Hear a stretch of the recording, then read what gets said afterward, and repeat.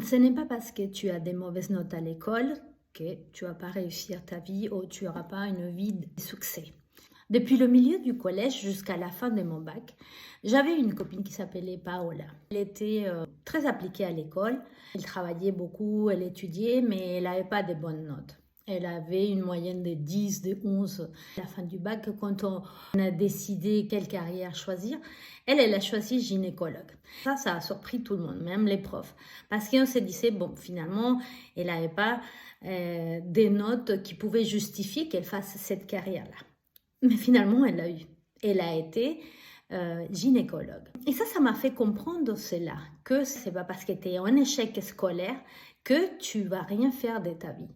Parce qu'au contraire, en même temps, il y avait des filles qui avaient des très très bonnes notes et qui étaient les meilleures de la classe et elles n'ont pas réussi à faire une carrière aussi importante. Elles ont été secrétaires ou caissières, ce qui prouve que ça ne veut rien dire. Finalement, quand tu vas à l'école, le plus important, c'est d'apprendre. Avant toi.